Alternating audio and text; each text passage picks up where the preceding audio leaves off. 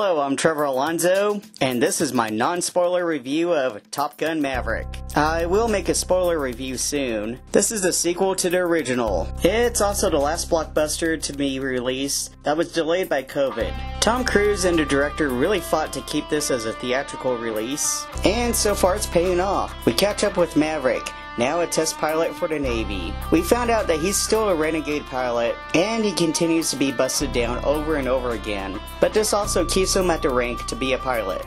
Maverick is ordered by Admiral Tom Iceman Kaczynski to go back to Top Gun to teach a group of graduates from Top Gun for an extremely dangerous mission no one has ever seen before. I do like that this movie doesn't copy the original, but the opening is exactly the same, of course filmed with new jets. The movie does play with your expectations of the original in some scenes. When it does do something like the original, it still changes it a little. This is definitely a sequel that doesn't copy the exact same beats. This was a long road to getting the sequel made. Almost right away there was a script that would have followed a female Maverick type, with Maverick now an instructor. But it's been said that it's just the exact same movie, just with a woman instead. Tom Cruise has avoided making a sequel many times, mostly due to the script not being right. There has been numerous video games since the time of the first movie. Some of those video games take place right after the movie, or some of them just say Top Gun and kind of vaguely tied to the movie. It wasn't until 2010 that Tom Cruise announced that he was attached. For years, rumors of a plot involving Maverick having to go up against drones was said to be the movie, though they do mention drones early on in this movie. Tony Scott was attached to direct for a while, until he took his own life in 2012. This film is dedicated to him. Joseph Krasinski, who worked with Tom Cruise on Oblivion, stepped in to be the director, which he does an amazing job at it. All of his movies are very visually stunning. Tom Cruise fits right back in the role of Pete Maverick Mitchell, the role he was born to play. The character has matured a little, but is still rebellious. I do like that this time around his insubordination does have a little bit more reason, though he could still ask for permission first for a few things. Maverick is still of course haunted by the death of Goose, even more once his son Rooster is on the list of pilots assigned to the mission. Miles Teller does an amazing job as Rooster. He looks a lot like Anthony Edwards did. The first movie had Maverick and Goose close like brothers. This one has more of a father-son relationship between Maverick and Rooster, which works very well. Jennifer Connelly plays Penny Benjamin, an old flame back into Maverick's life. Her character is mentioned in the first movie. Of course, that's a reference only hardcore fans notice. And one admiral's daughter. So this means that these two have more of a history than Maverick and Charlie from the first movie. Also, with the way Maverick acts, it's easy to believe that since the last movie his character doesn't settle down, so it's easy to believe that Charlie wouldn't be in this movie. Some people have said that you could cut out Jennifer Connelly completely and it won't affect the movie, but she does motivate Maverick in one scene. Since the last movie, it's been revealed that Iceman has helped Maverick not being kicked out of the Navy. Maverick is very aware of that and believes that this is the last time. Cyclone, played by John Hamm, hates this and doesn't want to deal with Maverick.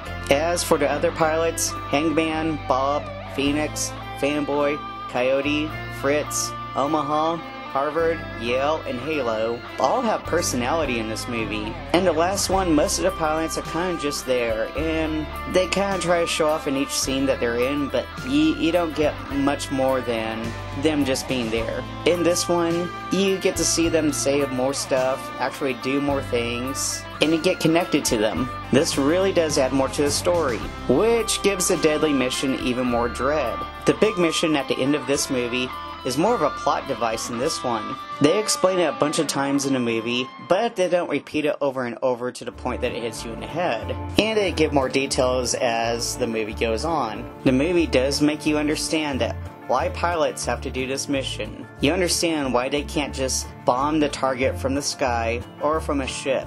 And you get a real sense from their training that they have to be on top of their game for this. Maverick does step up to the plate as an instructor. He knows there's a good chance someone isn't coming back, which is something that seems like Cyclone is okay with, but Maverick doesn't want that. He feels responsible for this team. In real life, Tom Cruise did feel responsible for the actors playing pilots, especially since he's a pilot now. He wanted everyone's safety. So he developed a 3-month training program for all the actors. They started with flying a Cessna, then did crash survival training, because everyone in this movie is getting in a real jet. The Navy worked with the filmmakers on this movie, maybe even more than the first one. The director said it best, "You can't fake G's." This movie filmed mostly in actual jets. Pilots flew to actors. The actors had to learn how to operate cameras in the cockpit. They had to do their own hair, makeup, and lighting, since they are up in the air. Tom Cruise insisted on doing this movie mostly for real. Some mistakes happened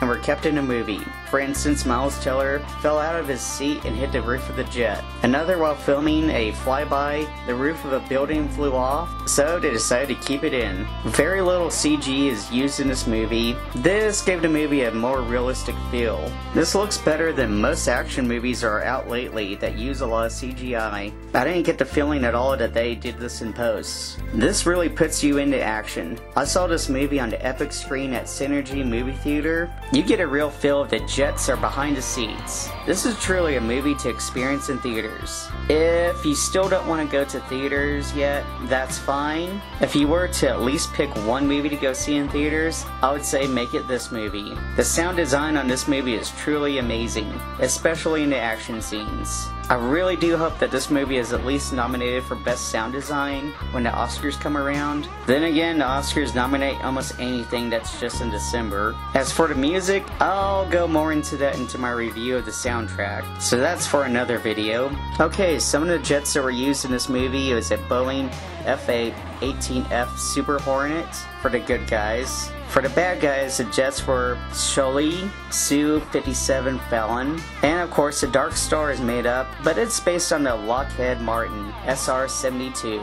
The P-51 Mustang that's in the movie is actually Tom Cruise's personal plane. He flew that one in the movie, and flew it for the Lady Gaga video. He really did want to fly the F-18s, but the Navy wouldn't let him. I really love every part of this movie. From the beginning to the very end, everything works. This easily could be the best movie of the year. This could be one of my new top favorite movies, maybe after a few more viewings. That's why I give this movie a 10 out of 10 F-18s. I highly recommend this. If you love the first one, you'll love this one. I will do a spoiler review soon, and a review of the soundtrack soon, so look out for those. Check out this movie. Thank you for watching my video. An actual flyby.